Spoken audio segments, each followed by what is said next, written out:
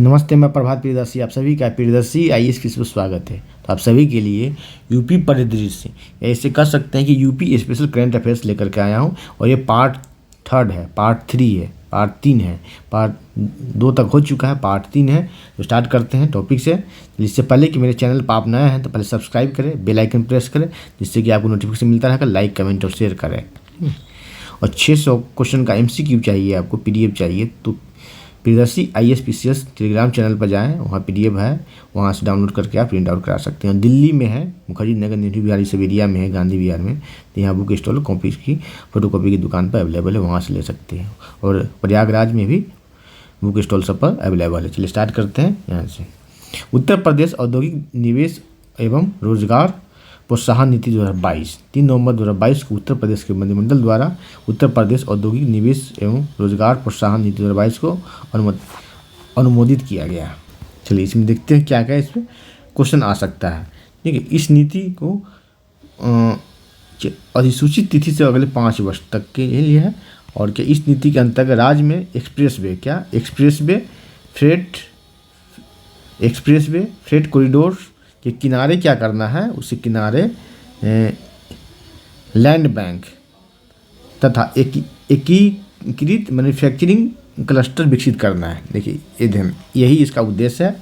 Express राज्य के अंतर्गत एक्सप्रेस वे और फ्रेट कॉरिडोर के किनारे लैंड बैंक तथा एकीकृत मैन्युफैक्चरिंग क्लस्टर विकसित करना है। इससे क्या होगा, रोजगार के अवसर उत्पन्न होंगे। चलिए, इस नीति में वित्तीय प्रोत्साहन, उत्पादन रियायतों के संबंध में स्टाम्प शुल्क में भी छूट की व्यवस्था की गई है। चलिए देखते हैं।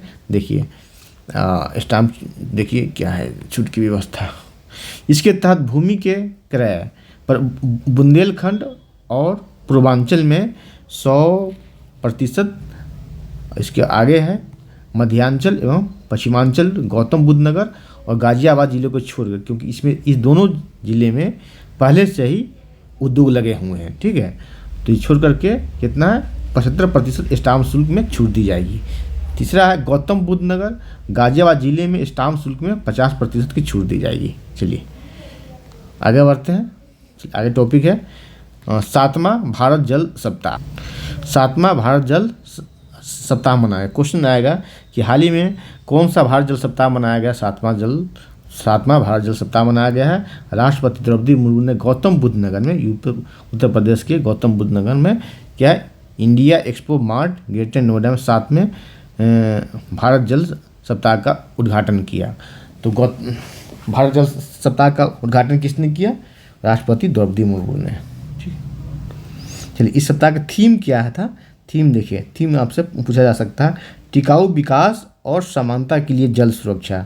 ठीक है, जल सुरक्षा, यही इसका क्या था, थीम था। और इस कार्यक्रम में डेनमार्क, सिंगापुर, फिनलैंड भागीदार देश था। क्वेश्चन आएगा कि इस कार्यक्रम में, जल सप्ताह कार्यक्रम में भागीदार देश कौन कौन थे। तो 3 भागीदार देश थे, उसका नाम था डेनमार्क, सिंगापुर, फिनलैंड। है क्या, उत्तर प्रदेश डेयरी विकास एवं दुग्ध उत्पादन संवर्धन नीति 2022। हाल ही में उत्तर प्रदेश मंत्रिमंडल ने उत्तर प्रदेश डेयरी विकास एवं दुग्ध उत्पादन संवर्धन नीति 2022 को मंजूरी प्रदान किया है। यह नीति अधिसूचना जारी होने की तिथि से अगले 5 वर्षों तक प्रभावी रहेगी। ठीक है, इसका उद्देश्य क्या है। देखिए उद्देश्य क्या है, निवेशकों की सुविधा के लिए प्रक्रियाओं के सरलीकरण द्वारा राज्य में दूध आधारित उद्योगों की स्थापना का प्रोत्साहन, नहीं इसका उद्देश्य पूछा जाएगा, इसका ये उद्देश्य है। ठीक है, इस नीति के तहत, इस नीति में अगले 5 वर्षों में 5000 करोड़ रुपए का पूंजी निवेश का लक्ष्य रखा गया है। ठीक है, पशु आहार निर्माणशाला पर पहली बार सरकार ने 7.5 करोड़ रुपए तक की छूट का प्रदान करेगी। ठीक है, चलिए आगे बढ़ते हैं। तो इसे देखेंगे ध्यान से। क्या है, यूटा डाटा सेंटर क्या, 31 अक्टूबर 2022 को मुख्यमंत्री योगी आदित्यनाथ ने गौतम बुद्ध नगर के नॉलेज पार्क, कौन सा पार्क है, नॉलेज पार्क, कहाँ है, गौतम बुद्ध नगर के ग्रेटर नोएडा में स्थित है, स्थापित डेटा पार्क का लोकार्पण किया। लोकार्पण किसने किया, मुख्यमंत्री योगी आदित्यनाथ ने। ठीक है, इसका देखते हैं आगे। इस डेटा सेंटर का नाम योटा डाटा सेंटर रखा गया है। ठीक है, यह देश का सबसे बड़ा, देखिए यहाँ ध्यान रखें, देश का सबसे बड़ा, उत्तर प्रदेश का पहला हाइपर स्केल डेटा सेंटर है। ठीक है, क्वेश्चन आपको आएगा देश का सबसे बड़ा डेटा सेंटर कहाँ स्थापित हुआ है, तो ग्रेटर नोएडा में। ठीक है, और उत्तर प्रदेश का पहला हाइपर स्केल डेटा सेंटर तो ग्रेटर नोएडा में। चलिए आगे बढ़ते हैं। यह डेटा सेंटर किसका, हीरा नंदिनी ग्रुप द्वारा बनाया गया है। आगे, एशिया की पहली पैथोजन रिडक्शन मशीन। देखिए एशिया की पहली है तो चर्चा में रहा है तो पर्चा मार्क समझ में ज़्यादा है, ध्यान देंगे। 27 अक्टूबर 2022 को मुख्यमंत्री योगी आदित्यनाथ ने लखनऊ स्थित किंग्स जॉर्ज चिकित्सा महाविद्यालय, किंग्स जॉर्ज मेडिकल कॉलेज, ठीक है, में थोरेसिक सर्जरी विभाग, वैस्कुलर सर्जरी विभाग एवं ट्रांसफ्यूजन मेडिसिन विभाग में एशिया की पहली पैथोजेन रिडक्शन मशीन का लोकार्पण किया है। क्या है, तो एशिया में पहली, ये ध्यान देंगे, एशिया में पहली है तो इसे चर्चा में रहा है तो पर्चा की संभावना ज़्यादा है। एशिया में पहली कहाँ, तो लखनऊ में। किस मेडिकल कॉलेज में, या मेडिकल कॉलेज का नाम पूछ लेगा आपसे थे तो king George medical college Lucknow. चलिए आगे बढ़ते हैं।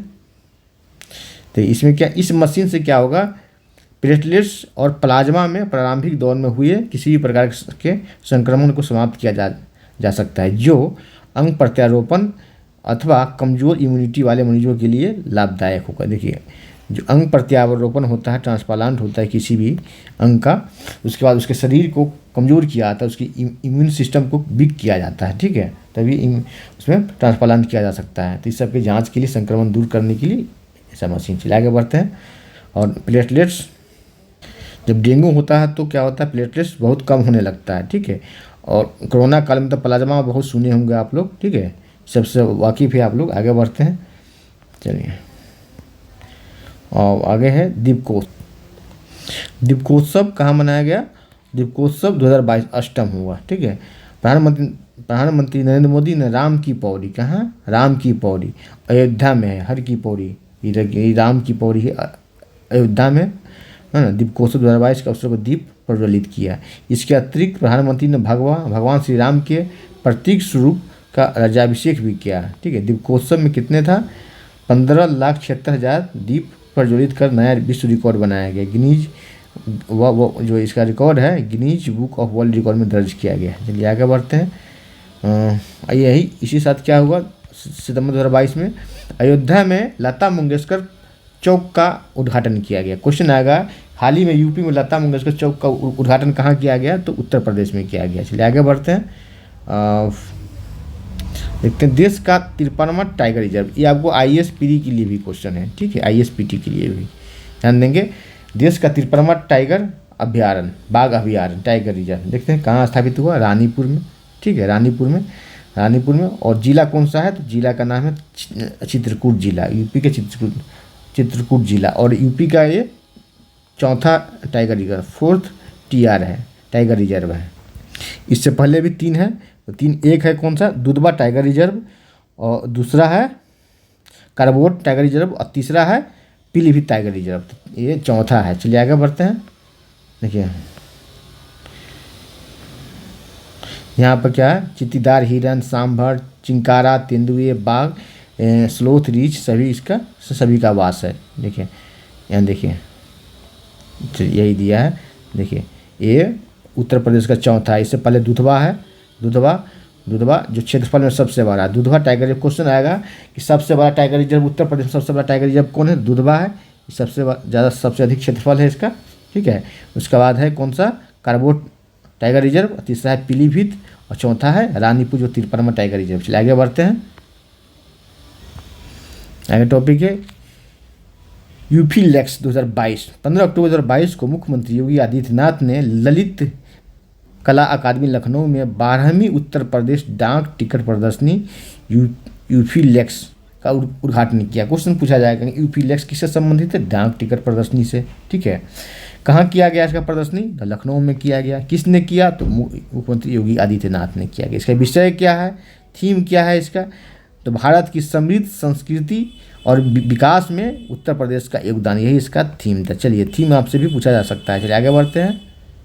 आप देखें क्वेश्चन, आगे देखते हैं क्या, सर सैयद सर सैयद उत्कृष्ट पुरस्कार 2022, अलीगढ़ मुस्लिम यूनिवर्सिटी एमयू द्वारा प्रसिद्ध अमेरिकी इतिहासकार प्रोफेसर बरबरा मेटकॉप को प्रदान किया गया। चलिए आगे बढ़ते हैं।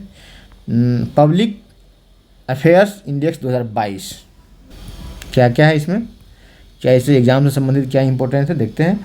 14 अक्टूबर 2022 को इस इंडेक्स के 7वें वार्षिकांक का संस्करण किया गया, ठीक है, संस्करण प्रकाशित किया गया। सूचकांक में उत्तर प्रदेश बड़े राज्यों की श्रेणी के तहत शामिल किया गया। उत्तर प्रदेश बड़े राज्यों की श्रेणी में, देखिए सूचकांक में उत्तर प्रदेश ने गत वर्ष की तुलना में अपनी मतलब पिछले वर्ष की तुलना में रैंक में सुधार करते हुए इतना स्कोर प्राप्त किया, 0.5201 स्कोर के साथ 12वें स्थान पर। सीधा क्वेश्चन आएगा कि सूचकांक में उत्तर प्रदेश का कौन सा स्थान है, तो उत्तर प्रदेश का 12वां।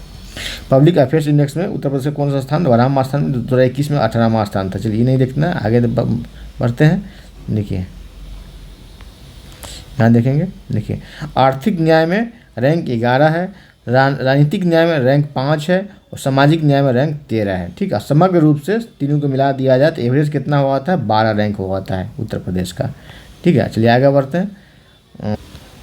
क्या लीड्स 2022, 13 अक्टूबर 2022 को केंद्रीय वाणिज्य एवं उद्योग मंत्रालय ने लीड्स सर्वेक्षण रिपोर्ट के 4थे संस्करण को जारी किया। सर्वेक्षण में उत्तर प्रदेश को स्थलरूद्ध लैंडलॉक्ड राज्य के रूप में वर्गीकृत किया गया। लैंडलॉक्ड किसे कहते हैं, कौन से देश लैंडलॉक्ड है, उसके बारे में ज्योग्राफी इंग्लिश में पढ़ना है, ठीक है। इसकी सीमा समुद्र से न लगती हो, ठीक है। लैंडलॉक्ड राज्य के रूप में उसे वर्गीकृत किया गया है। इसके साथ ही उत्तर प्रदेश को एचीवर्स ग्रेड में सूचीबद्ध किया गया है। चलिए आगे बढ़ते हैं।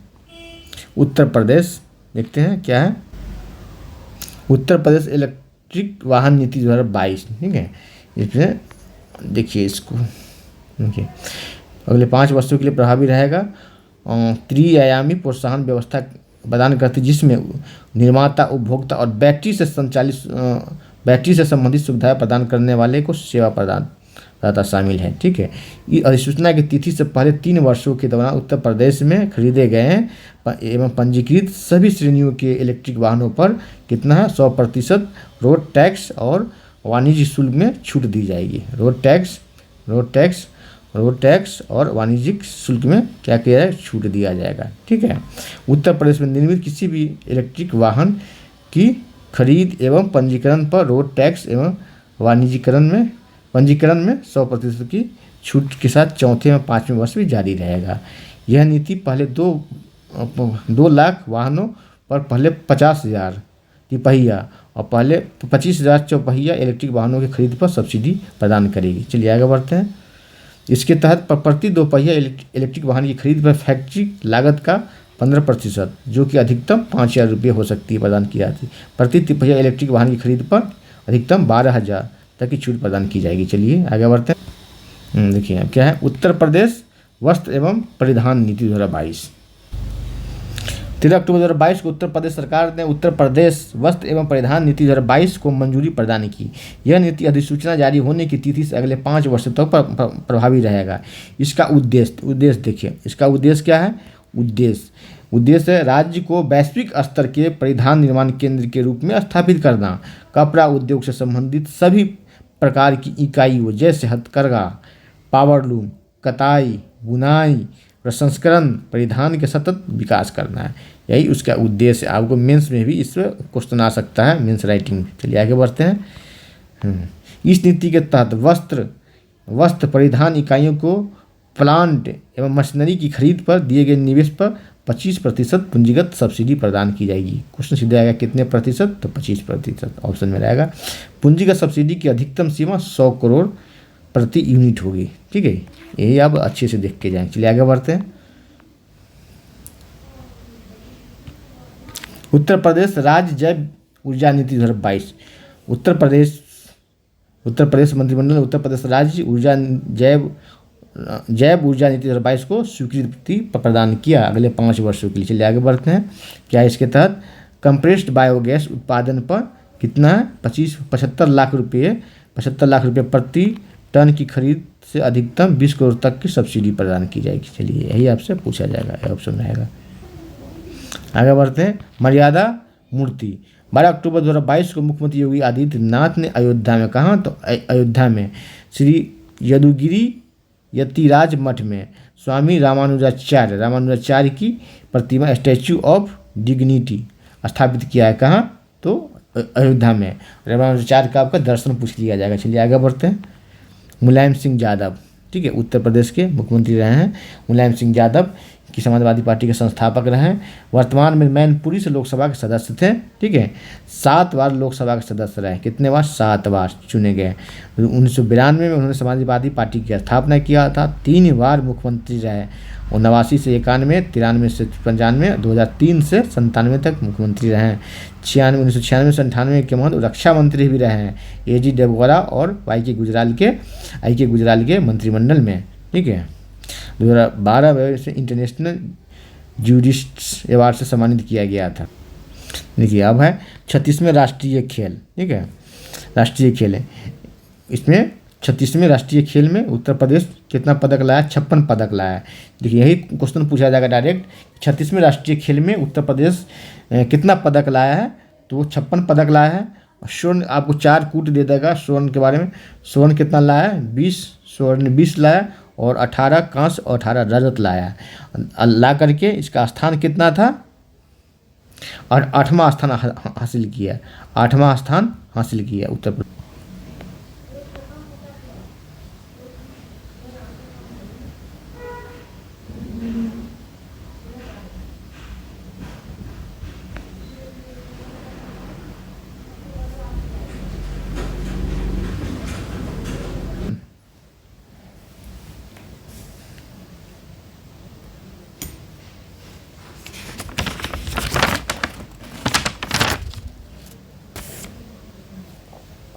हैं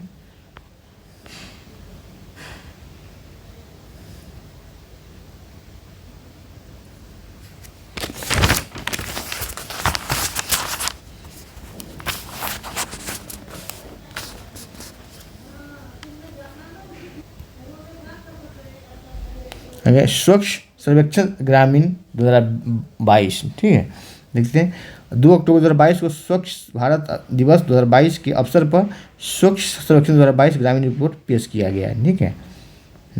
देश भर के 33 राज्यों और केंद्र शासित प्रदेशों की समग्र रैंकिंग में उत्तर प्रदेश का रैंक, देखिए उत्तर प्रदेश का रैंक 18वां है। उत्तर प्रदेश का सीधे पूछा जाएगा आपसे, क्वेश्चन आएगा कि स्वच्छ सर्वेक्षण ग्रामीण 2022 रिपोर्ट में उत्तर प्रदेश का कौन सा स्थान है? तो उत्तर प्रदेश का 18वां स्थान। स्कोर क्या है?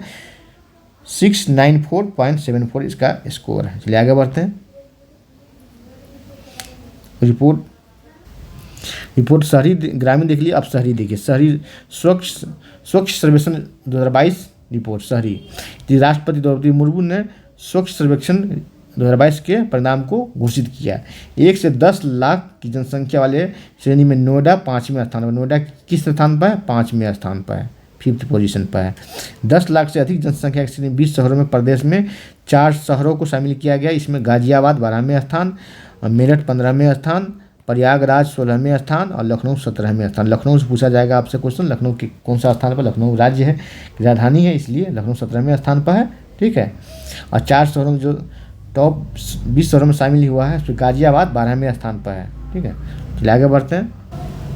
यहाँ देखें, गंगा किनारे 1 लाख से कम जनसंख्या श्रेणी में प्रदेश के कुल 13 नगर है शामिल। इसे बिजनौर और कन्नौज को क्रमशः पहला, फर्स्ट एंड सेकेंड स्थान दिया गया है, ठीक है। अब देखें आगे, जबकि गंगा किनारे 1 लाख से अधिक जनसंख्या की श्रेणी में प्रदेश के कुल 7 नगर है, जिसमें वाराणसी प्रयागराज को क्रमशः द्वितीय और चौथा स्थान मिला है, ये सेकेंड स्थान, और प्रयागराज को 4th पोजीशन मिला है। आगे बढ़ते हैं। शीर्ष 20 स्वच्छ छावनी में प्रदेश के 3 छावनी शामिल है। प्रदेश के 3 छावनी शामिल है। कौन कौन है? वाराणसी छावनी 15वां स्थान, शाहजहाँपुर छावनी 16वां स्थान और मथुरा छावनी 17वां स्थान, ठीक है। 100 शहरी स्थानीय निकायों से अधिक की श्रेणी वाले राज्यों में प्रदेश का 10वां स्थान है। कितना स्थान है? 10वां स्थान है। आगे देखते हैं।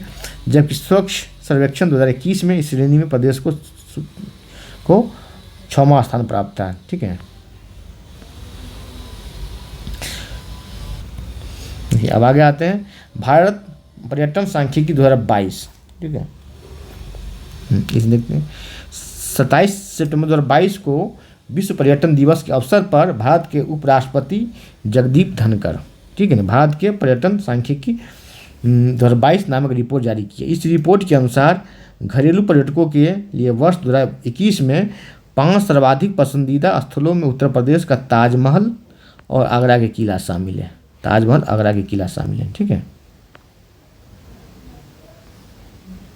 देखिए वर्ष 2021 में उत्तर प्रदेश में 4.24% विदेशी पर्यटक आए। ठीक है, और 2021 में उत्तर प्रदेश में 16.19% घरेलू पर्यटकों का आगमन हुआ। चलिए आगे बढ़ते हैं। ये राज्य परिवर्तन आयोग उत्तर प्रदेश में राज्य योजना आयोग का पुनर्गठन करते हुए इसके स्थान पर नवीन संस्था नाम को स्वीकृत किया जाता है। राज्य उत्तर प्रदेश मंत्रिमंडल ने राज्य योजना आयोग का पुनर्गठन करते हुए इसके स्थान पर नवीन संस्था राज्य परिवर्तन आयोग के सृजन के प्रस्ताव को स्वीकृति प्रदान की है। क्वेश्चन आएगा कि हाल ही में राज्य योजना आयोग के स्थान पर किस योजना का गठन किया गया? राज्य परिवर्तन आयोग का गठन किया गया, राज्य परिवर्तन आयोग। ठीक है, इस तरह से योजना आयोग के स्थान पर नीति आयोग का गठन किया गया था, उसी तरह राज्य योजना आयोग के स्थान पर गठन किया गया किसका? तो राज्य परिवर्तन आयोग का गठन किया गया है। ठीक है, और इसका मुख्यमंत्री इसके अध्यक्ष होते हैं, बाय डिफॉल्ट मुख्यमंत्री इसके अध्यक्ष होते हैं। ठीक है, उल्लेखनीय है कि उत्तर प्रदेश राज्य योजना आयोग की स्थापना कब हुआ था? 24 अगस्त 1972 को हुआ था। क्योंकि देखिए चर्चा में है तो पर्चा आने की संभावना ज़्यादा है, क्योंकि इसके स्थान पर एक नए संस्था के का गठन किया गया, नए आयोग की राज्य योजना आयोग का जो खत्म हुआ, इसलिए भी चर्चा में। तो आपसे पूछा जा सकता है पीटी के एग्जाम में कि इसकी स्थापना कब हुई थी, किसकी? राज्य योजना आयोग की 24 अगस्त 1972 को इसकी स्थापना हुई थी। अब इसका नाम बदल के क्या कर दिया गया? राज्य परिवर्तन आयोग कर दिया। कब? 27 सितंबर 2022 को इसकी स्वीकृति मिल गई मंत्रिमंडल से। आगे बढ़ते हैं। देखिए आगे है उत्तर प्रदेश सूक्ष्म लघु एवं मध्यम उद्यम प्रोत्साहन नीति 2022। क्या है इसके तहत? देखते हैं। देखिए 27 सितंबर 2022 को सेम डे जितने हुआ, ठीक है, देखिए सेम डे हुआ, उत्तर प्रदेश मंत्रिमंडल द्वारा उत्तर प्रदेश सूक्ष्म लघु मध्यम, ठीक है, मध्यम उद्योग प्रोत्साहन नीति 2022 को मंजूरी प्रदान की गई। इस नीति के अंतर्गत स्थापित की जाने वाले नए सूक्ष्म लघु और मध्यम MSMEs को पूंजीगत सब्सिडी के रूप में 10% से 25% तक की सब्सिडी दी जाएगी। क्वेश्चन आएगा नए MSME नीति के तहत कितनी की छूट की व्यवस्था की गई है? 10 से 25% तक की छूट की व्यवस्था की गई है। यहाँ देखिए कुछ खास जगह है, कुछ खास एरिया है। बुंदेलखंड हो गया जो अविकसित है, सबसे ज़्यादा उत्तर प्रदेश के सबसे अविकसित जगह है एरिया है, उसका नाम बुंदेलखंड। एवं पूर्वांचल क्षेत्रों में सूक्ष्म लघु एवं मध्यम इकाइयों हेतु सब्सिडी की सीमा जो है 25%, 20% और 15% रखी गई। सबसे अधिक सीमा, छूट की सीमा यही है, बुंदेलखंड एवं पूर्वांचल क्षेत्रों में। ठीक है, अब इसके बाद आता है मध्यांचल एवं पश्चिमांचल में सब्सिडी की सीमा 20%, 15% और 10% रखा गया है। यहाँ कम रखा गया है। अनुसूचित जाति, जनजाति एवं महिला उद्यमियों को 2% से अधिक सब्सिडी उपलब्ध कराई जाएगी। ठीक है, अनुसूचित जाति एवं जनजाति के महिलाओं के लिए, ठीक है, SC ST के महिलाओं के लिए। ठीक है, तो आज इतना ही, फिर अगले क्लास में मिलते हैं। और चैनल पर नए हैं तो पहले सब्सक्राइब कर ले, बेल आइकन प्रेस करें, जिससे कि आपको नोटिफिकेशन मिलता रहेगा। लाइक, कमेंट और शेयर करें। धन्यवाद। जय हिंद।